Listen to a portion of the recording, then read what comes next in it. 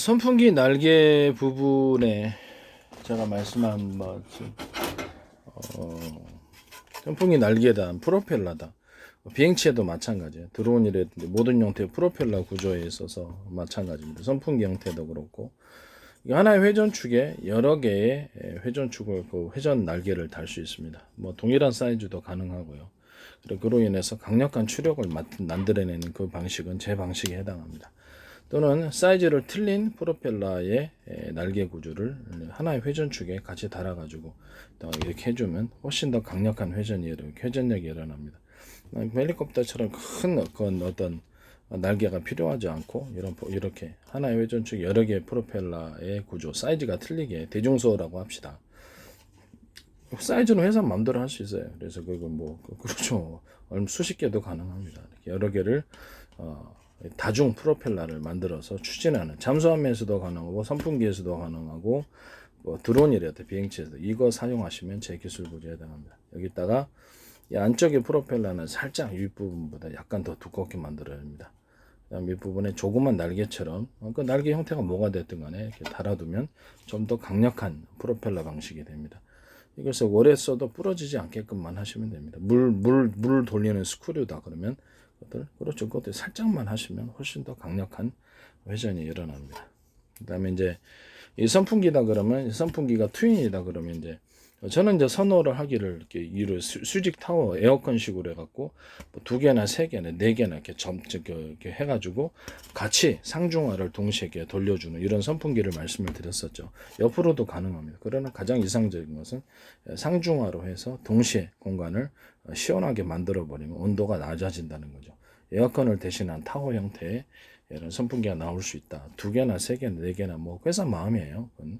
그 중에서 서로 틀린 것, 사이즈를 갖다가 옆으로 이제 이렇게 두 개짜 트윈자를 놨다 그러면 서로 프로펠러의 회전 날개의 차이를 좀 두게 되면 그럼 어떤 현상이 일어날까요?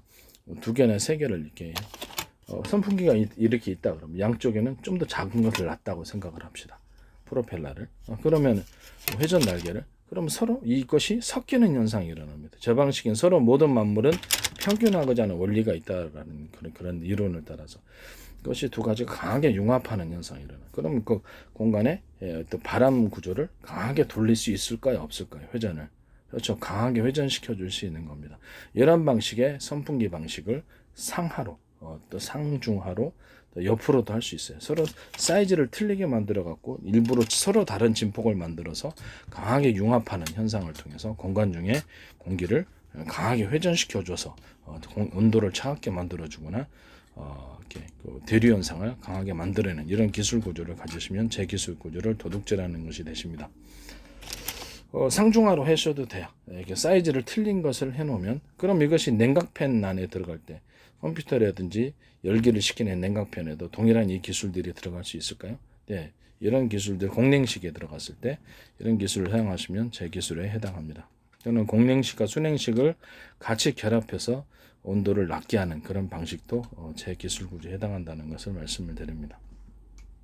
냉장고 방식으로 해서 차가운 공기를 인위적으로 만들어 가지고 냉장고 증발기 방식으로 해서 증발기를 좀 약간 공기 중에 표면적을 넓혀 가지고 증발기를 냉장고 증발기 방식으로 미니 구조로 만들어서 냉풍을 만들어서 온도를 낮게 하는 그런 형태의 냉각기 만드시면 제 기술 구조에 해당한다는 것을 말씀을 드립니다. 또는 공기 이전, 여러 군데서 압축 공기를 공기를 받아들여서 빠른 시간 내에 공기를 갖다가 순환을 시켜주는, 그 안에 있는 더운 공기를 환풍기 방식으로 흡수를 해서 빠르게 외부로 여러 군데의 통로를 통해서 외부로, 환풍기면 보통 이렇게 환풍기 여러 개 만들어 놓은 더운 열기를 외부로 빨리 보낼 수 있겠죠. 이런 방식으로 해서 환풍기 방식으로 해가지고 냉각기를 만드셔도 제 기술 구조에 해당합니다. 그 통로를 여러 군데 해가지고 빨리 더운 열기를 빼버리면, 그렇죠. 그만큼 온도가 이렇게 낮아지게 되겠죠. 그럼 차가운 공기를 유입할 때는, 그렇죠. 계곡처럼 해가지고 좁은 통로를 통해서 여러 군데서 압축 공기 방식으로 하셔도 되고, 여러 군데를 통해서 공기를 빨아들여서 거기다 불어 넣어주면은 공기를 한 군데 한 여러 군데 공기를 넣어주면 보다 차가운 냉각 방식이 됩니다. 계곡바람처럼 계곡바람 지나면 그 계곡이 차가워지죠. 이 방식을 선택하셔도 제 기술 구조에 해당합니다. 또는 그 선풍기를 약간 직각으로 해가지고 공기를 빨아들이는 통로를 약간 더 길게 만들어 놓고 계곡바람처럼 좁게 하나의 그 어떤 그 공기 입출력 방식을 다중 공기를 입출력할 때 입력을 할 때 공기를 빨아들일 거 아니에요. 선풍기가 뒷부분을 통해서. 그래서 여러 군데를 통해서 좁은 관을 통과하는 형식으로 만들어 가지고 계곡바람처럼 온도를 낮추는 그런 기술 구조를 가지셔도 제 기술 구조에 해당합니다. 공기를 빨아들일 때 다중 입출력이 되는 거죠. 공기를 빨아들일 때 다중 입출력이 된다. 여기 프로펠러를 사이즈를 하나의 회전축에 여러 개를 달아갖고 세척기에서도 사용할 수 있다 그랬죠. 반도체 세척기, 반도체 세척을 하실 때 이 방법을 사용하시면 제 기술 구조에 해당합니다. 하나의 회전축의 사이즈가 틀린 그 프로펠러를 날개 구조를 달아서 강하게 회전해서 강하게 세척되게 하는 그런 세척 구조를 가지시거나 또는 세척기가 물을 갖다 회전을 하거나 공기를 회전을 할 때 서로 사이즈가 틀린 프로펠러 구조를 가져서 서로 다른 진폭을 만들어내서 그것이 제 이론을 따라서 모든 만물은 평균하고자 하는 원리를 갖고 있다. 강하게 융합을 하면서 공기나 물을 강하게 회전 대류 현상을 일으켜주는 이런 기술을 사용하시면 제 기술 구조에 해당한다는 것을 다시 한번 말씀을 드립니다.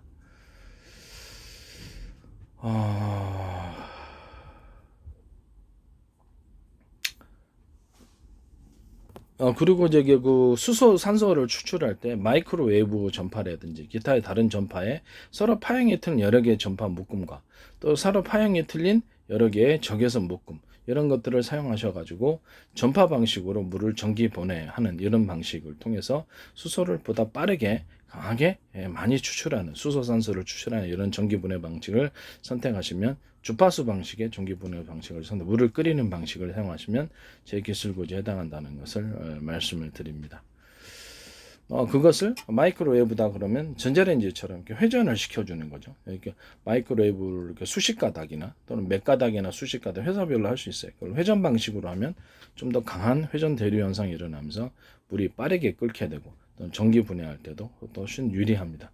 이런 방식으로 강하게 회전을 시켜서 마이크로웨이브 이렇게 여러 개 파형 또는 그 적외선을 여러 개 파형을 서로 다른 파형을 여러 개 섞어놔 가지고 그걸 회전식으로 강하게 해놨을 때 보다 이걸 이제 추진기로도 사용할 수 있어요. 비행체에서 추진 구조로 사용할 수 있습니다.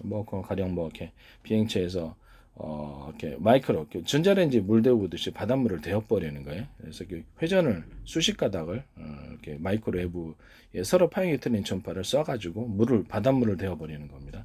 그러면 들어가서 바닷물이 이렇게 회전 대류 현상을 회전하면서 이렇게 하는 거죠. 일으키면서 그것이 증발을 하면서 태풍을 만들어낼 수 있는 거. 그러면 육지에서 만들어내는 것은 토네이도 이런 형식이 되겠습니다. 그런데 비행체 뒷면에 달아놓을 때는 그렇죠. 추진 구조가 되는 거죠. 하나의 열을 강하게 만들어서 추진할 수 있는 구조가 됩니다. 마이크로웨이브 서로 파형이 틀린 여러 개의 마이크로웨이브 전파와 서로 파형이 틀린 여러 개의 적외선 전파 이런 방식을 쏴서 해갖고도 추진 방식을 둘이 섞어갖고도 추진 방식을 만들어내거나 지상 공격기로 해가지고 열을 강하게 만들어서 지상 병력을 지상을 태우는 식으로도 들어갈 수 있다. 이런 기술 구조는 제 기술 구조에 해당합니다. 그 다음에 레이저 광통신 할 때처럼 서로 파형이 틀린 여러 개의 전파, 이렇게 레이저 광을 쏴가지고 초점 방식으로 특정 부분에 비행체 외부에 특정 부분에 초점 방식으로 맞춰가지고 강한 열을 형성해서 그것을 추진체로 만드셔도 제 기술 구조에 해당합니다. 또는 레이저의 가공기다. 그러면 서로 파형이 틀린 여러 개의 레이저 광을 초점 방식으로 해놓으면 끝인데 이렇게 EUV 식각장치, EUV 장치에서도 될 수 있고 레이저 반도체 식각장치에도 들어갈 수 있고 레이저 가공기, 절단에도 들어갈 수 있고 어떤 녹이는데 용접기에도 들어갈 수 있고 레이저 용접기, 레이저 기술에 들어간다는 거죠. 서로 파형이 틀린 여러 개의 레이저 구경을 묶어놓으면 강하게 열이 형성된다. 조명 방식도 서로 그렇죠. 구경이 틀린 조명을 갖다가 서로 섞어 넣어 가지고 초점 방식으로 해 놓으면 그것이 가령 이렇게 가운데는 좀 더 전력을 많이 주고 구경이 좀 큰 거, 나머지는 좀 이렇게 작은 거를 섞어 놓으면 빛조차도 서로 다른 진폭을 만들어내면서 강하게 융합하면서 멀리 갑니다. 이게 자동차 서치라이트, 자동차나 비행체, 배 모든 형태의 조명, 대공 방어망, 조명 이런 데도 사용할 수 있는 기술입니다. 이것도 제 기술에 해당한다는 것을 말씀을 드립니다.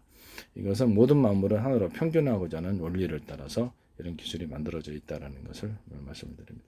전파 통신할 때도 서로 파형이 틀린 여러 개의 전파 묶음은 그게 2개를 썼든지 3개를 썼든지 4개를 썼든지 그렇죠. 어떤 전파를 썼는지 알 수가 없어요.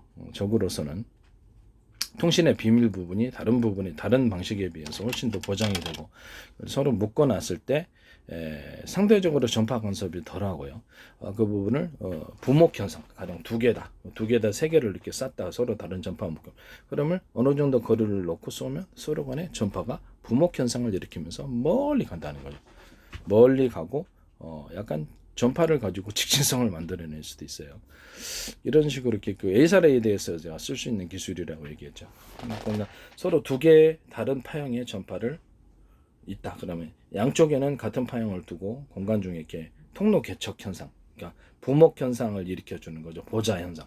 가운데는 전파를 다른 파형을 넣어주되 전력을 강하게 넣어주면 이 3개의 전파가 서로 의지하면서 멀리 간다는 거예요. 상대방 전투기에 맞으면 그것이 강하게 융합을 하면 뭐가 나타날까? 열을 강하게 나타냅니다.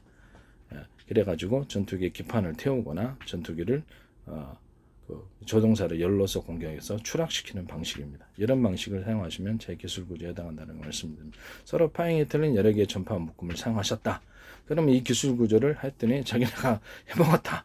그러면 이제 문제가 되는 거죠. 드론 같은 데서도 뭐 2개가 됐든 3개가 됐든 하나는 그래서 그 드론 100대 내가 1000대로 움직인다고 생각해 봅시다. 또는 숫자가 많으면 10,000대 정도도 움직일 수 있어요. 그럼 그걸 딱 할 때는 전화번호 보호 방식, 우리에게 스마트폰 하다 보면 수백만 대의 스마트폰도 정확히 신호 오죠. 그것처럼 전화번호 부여 방식, 비밀번호 부여 방식, 암호 보호 방식 이런 식으로 서로 그 암호가 맞아야지 통신하죠. 저기 통신을 가로채면 안 되잖아요.